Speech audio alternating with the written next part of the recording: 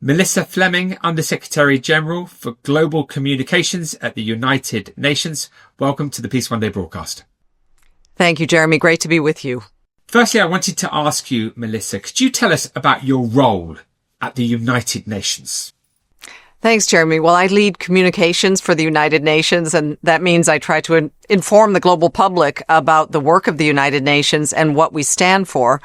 But beyond that, also to try to build empathy with the people we serve and the causes that we promote. It's Peace Day, 21st of September. You've been a huge supporter of Peace Day, and we are very grateful for all of the support that you've given to Peace One Day for many years. Why is this day so important?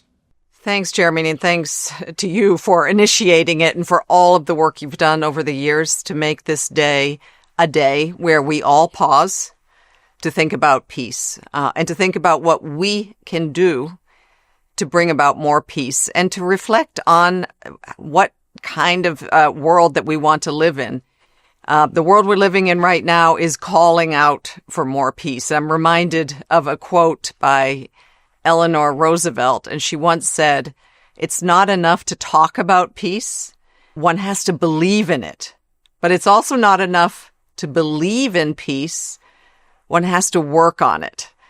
And I think that's what we can do on Peace One Day, on International Peace Day. We can reflect on what is our role in working towards peace. Yeah.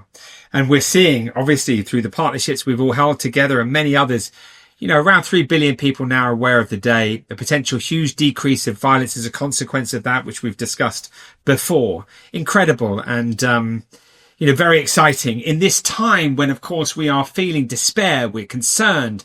We're looking at the news. We're seeing what's going on in Gaza or the Democratic Republic of Congo or Ukraine, and indeed many other places around the world. 2 billion people living in areas of conflict, a 65% increase in conflicts since 2001. And you and your teams, incredible men and women across the world, are really on the front line. I'm wondering, with situations like Gaza, I'm wondering how you're coping. How is it to be at the United Nations when you've got such great challenges ahead of you?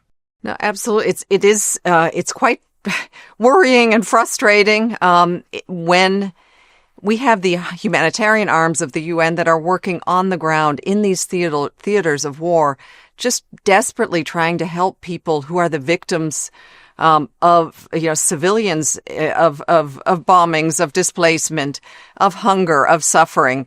We're very often met with obstructions, unable to reach them, funding cuts that don't allow us to provide all of the support that we'd like to. At the same time, it's frustrating because we just keep calling for ceasefires, for an end to the war, for coming back to dialogue. We believe that dialogue is the only way forward and peace is the only answer. And so we're hopeful. We're ahead of the General Assembly in the next few days, and we're going to have the entire world leaders represented here, 150 heads of state among them.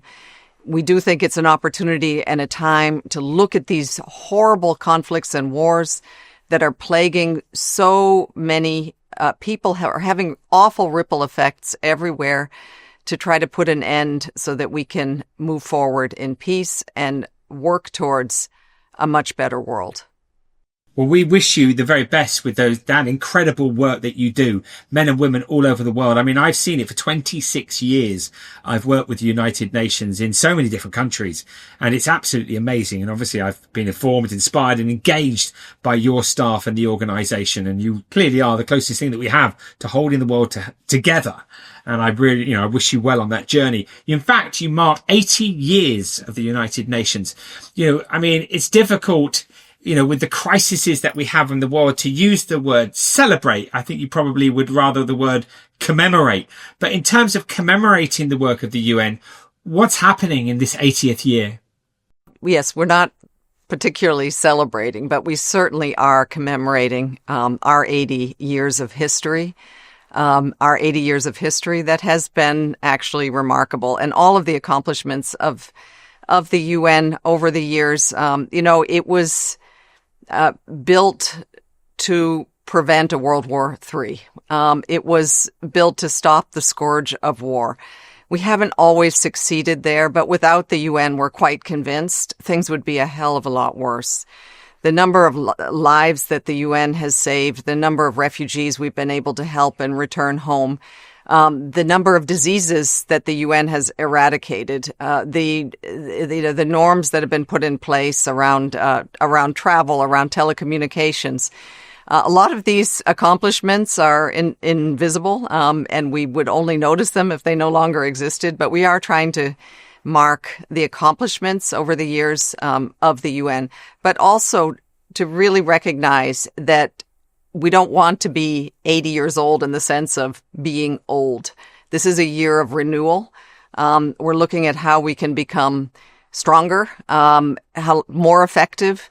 How can we reduce duplication with funding cuts? How can we prioritize and manage to still serve people in life-saving ways and continue to function in a way that will keep the UN a force for good for the years to come?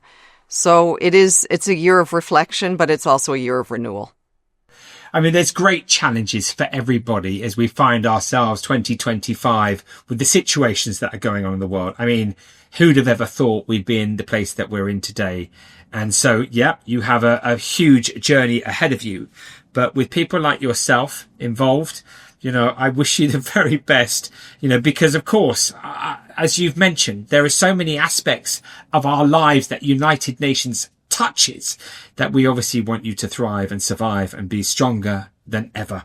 For those who'd like to find out more about the United Nations, Melissa, how would they do that? I mean, there's obviously an incredible app that I'd love you to briefly mention if you could, but also where can we follow? You also have a wonderful podcast. Maybe you could just touch on a few of those things for us. Okay. Well, thanks, Jeremy. Yes, the app that you just mentioned, and this is the theme also for Peace Day this year, is Act Now, for a more peaceful world. And the Act Now app is actually, it covers that, how you could get involved as an individual and take actions for peace, but also across all of the sustainable development goals. So we really believe that if each individual took one action, started doing one thing to make the world better in the areas that you're passionate about, it will really have a strong effect. You will influence others, and you will have your own impact. So we're asking you to sign up to Act Now. Also, just learn. We believe that we're a trusted source of information for so much of what's happening in the world, not just at the UN, but also across all kinds of issues of interest. So UN.org is a source. You can follow UN News. We have also joined our 70 million followers on our social media accounts. And if you want to learn more about the amazing people who serve the UN in some of the most difficult and dangerous places, you can tune into my podcast. It's called Awake at Night. Melissa Fleming, thank you for supporting Peace Day in the way that you do. We hope you have a wonderful Peace Day in New York, and let's hope everybody acts now. Thank you so much. Thank you for all of your support, Jeremy. You take care. Bye-bye.